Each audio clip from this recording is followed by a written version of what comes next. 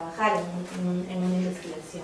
Entonces mi pregunta era, porque tú, por ejemplo, ahorita acabas de mencionar varios puntos que me parecen interesantes, ustedes necesitan esa ficha Santa Muerte, pero ya no tienen muchas veces a los testigos de primera mano para que rindan o den cuenta de esas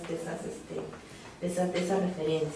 Y luego mencionas de que cuando recurren a hablar con los familiares, estos recuerdan al familiar desaparecido en ese momento, como quedó congelado en ese tiempo, ¿no? Entonces, con ciertos puntos. Entonces, no sé, sobre eso quizás si puedas... Un poco quisiera retomarlo del derecho yo puse derecho a saber. El derecho a saber fue una reunión importantísima convocada por el Comité Internacional de Cruz Roja en Ginebra, porque ellos decían, y de hecho de esa reunión donde participaron gobiernos y organizaciones no gubernamentales, se quedó como un derecho más, no dentro de lo que es Naciones Unidas, pero dentro de la temática de desaparecidos, como el derecho de saber de los familiares dónde están sus familiares desaparecidos y reconocerles su condición de víctimas, porque finalmente el familiar de un desaparecido es una víctima. Y entonces ese derecho a saber implica esas dos cosas. El derecho, la verdad que tú hablas, es un poco, digamos, los procesos que hay en Argentina y en Guatemala, el derecho a la verdad. El problema de nosotros es que, y eso lo vemos ahora, tantos años después, ¿no? Que tanto trabajo, digamos, y el mismo informe de la Comisión de la Verdad y Reconciliación a 10 años, es prácticamente un documento que no es conocido por toda, digamos, en nuestro país, ¿no? Entonces, no hay una valoración como debería tenerla. Es más, hay una negación, ¿no? Y últimamente eso ha sido cada vez más fuerte. Y ese es el grave problema que tenemos nosotros, porque yo te digo, y es un poco para también que va un poco la respuesta tuya, es que nosotros empezamos en los 90 como un grupo, porque yo ya no estoy en el EPAP, yo terminé mi labor forense como perito en el año 2010, al final de 2010, pero sigo siendo testigo de corte de los peritos, de las pericias que yo he firmado. Y bueno, porque me fui, porque estoy en otras cosas, pero mantengo, digamos, mis propias, la investigación y mi relación con la coordinadora, con Amnistía, con mi PAF, o sea, eso se mantiene. He vuelto un poco a mis huesos, o sea, un poco he vuelto a mis antecedentes, los camellos y todo, porque es parte también, yo soy arqueóloga, ¿no? Y eso me alimenta, o sea, es una vida de un lado y el otro es la parte que yo vivo cotidianamente, ¿no? Entonces, para mí es importante, es como mi equilibrio. Pero a lo que yo voy es que el EPAC propuso en su época la necesidad, primero, de hacer bancos genéticos. Y me acuerdo que en la reunión de 2003, cuando vinieron los expertos del CICR, primero llegaron a hablar con nosotros el año anterior y ahí hablamos. Es importante tener experiencias como en los otros países que ya están más organizados como Argentina, Guatemala, y tener bancos genéticos, porque esto en este momento la gente ya está muy grande. O sea, mamá Angélica en la época tenía 70 y ahora tiene más de 80. Entonces, todas las personas van perdiendo, y tú sabes que genéticamente necesitas realmente padre y madre, ¿no? Y es complicado porque tenemos que ver el ADN mitocondrial, que es la línea materna, que es el más caro, o el otro, el nuclear, que es, digamos, papá y mamá. Entonces, es súper complicado. La genética es muy complicada y después de muchos años el EPAC se unió con el equipo argentino y la Fundación Guatemalteca y conseguimos un fondo muy grande para hacer ADN. Pero lamentablemente aquí en el Perú la investigación antropológica forense no le han dado la importancia necesaria, así como los juicios que se ven hasta ahora, ¿no?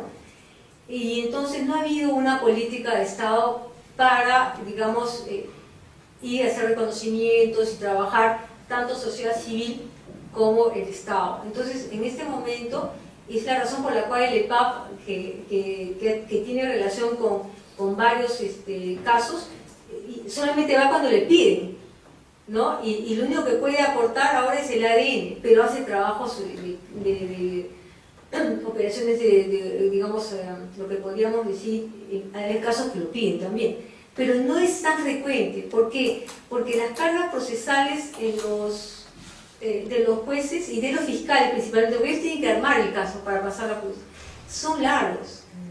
Mira, nosotros tuvimos un caso de Chopiorco que nos pararon 7 veces el examen, ¿no? 7 veces. Y teníamos inclusive el ADN que era donación de un laboratorio, me acuerdo, no sé si de Francia, por ahí hemos conseguido algo. Y nada, o sea, simplemente para tomar la muestra. O sea, nos ha pasado de todo, porque hay una poca comprensión de las posibilidades de la ciencia. Y entonces lo politizan.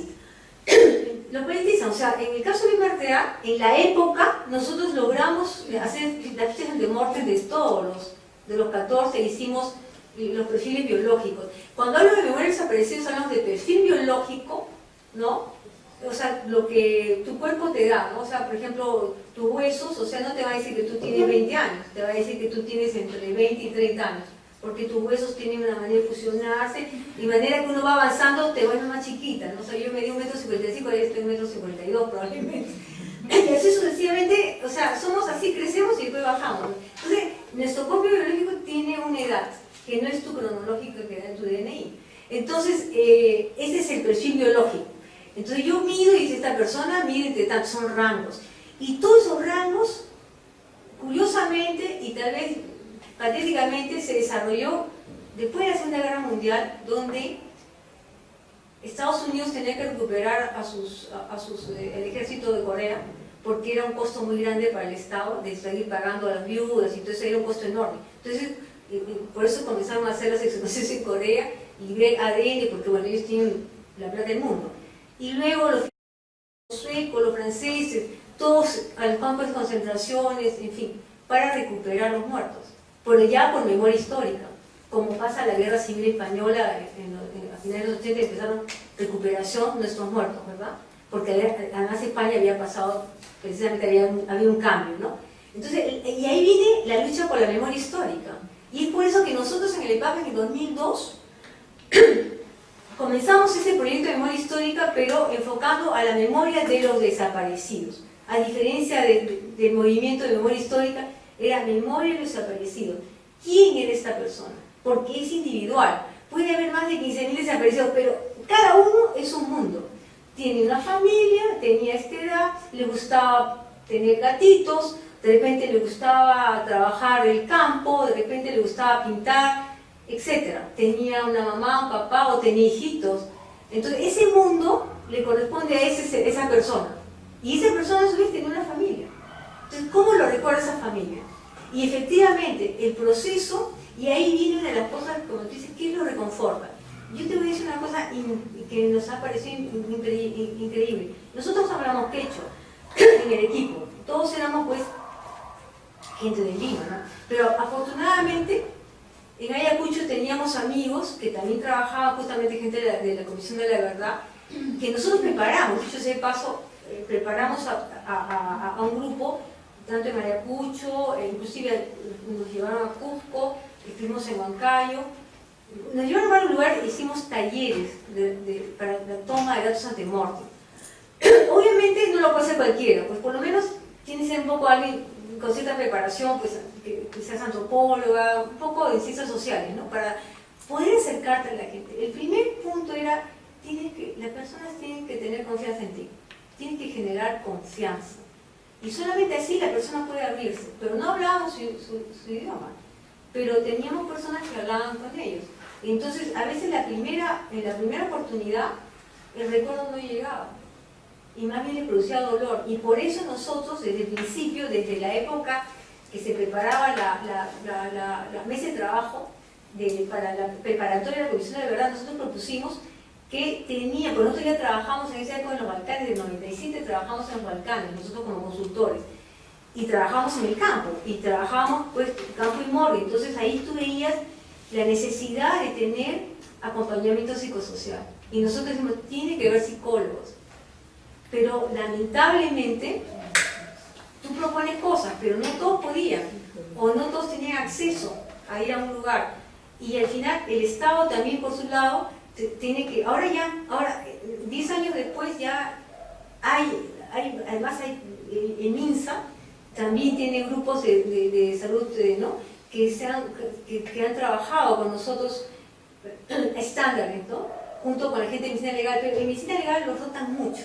Entonces ahora estás acá, mañana estás allá, entonces es un poco lo que nos pasó a nosotros preparando a los operadores de justicia, a los jueces y fiscales. Pero los fiscales, ninguno era, ¿cómo le llaman?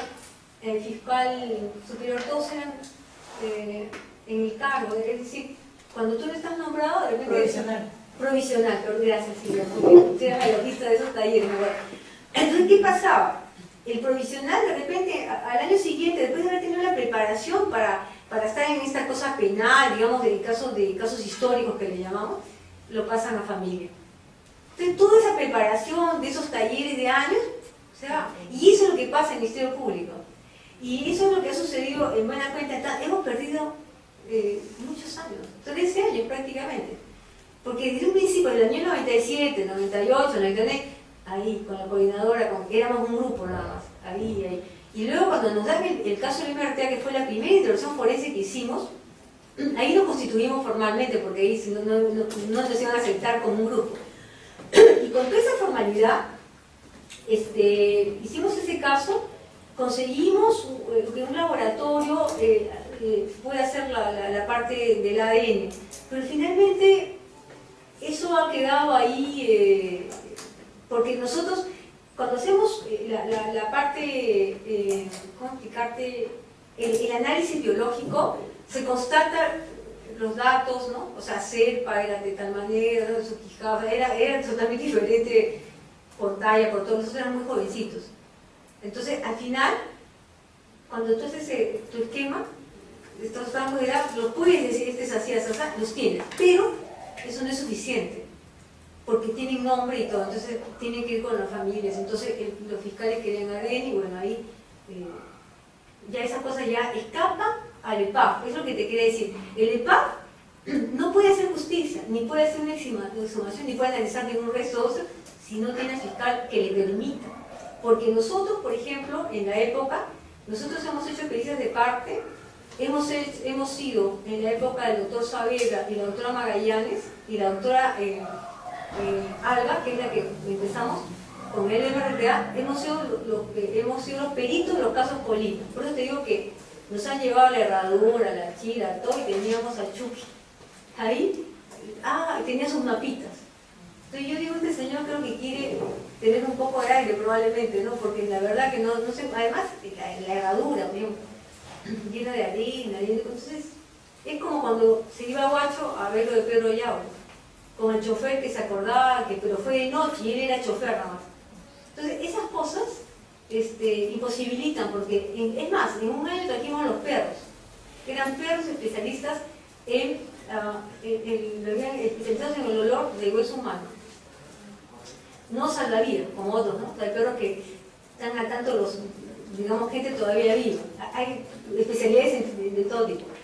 Y no se llegó a encontrar a Pedro Yao. Entonces, las limitaciones son muchas en este campo de investigación forense.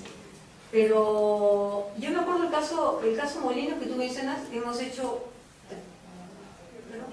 así que era un poco porque quedaba un poco pendiente algunas como dudas, ¿no? Entonces lo que yo quiero es la justicia depende de fiscales y de jueces. Los peritos somos técnicos científicos, pero en este caso, como menciono, hacemos la aplicación a casos de violaciones de los derechos humanos. O sea, no trabajamos, se puede, por supuesto, los que quieren pueden trabajar casos crimen común, pero digamos, en este caso le pasa a Bocó a violaciones de derechos humanos, ¿no? Y mira tú, si tú lees los últimos años, quienes hacen las exhumaciones básicamente es el Ministerio Público, porque ellos por oficio trabajan ese medio. Y te voy a contar una anécdota. El caso de LRTA lo firmó Clay Snow y José Pablo Barabia, que era el antropólogo forense del Tribunal de Bosnia. O sea, son dos, digamos, dos capos, ¿no? Nosotros fuimos los asistentes, medimos, entrevistamos a los familiares, todo. Pero recién, la primera vez que yo hice una pericia, ha sido en el 2004-2005. Una, porque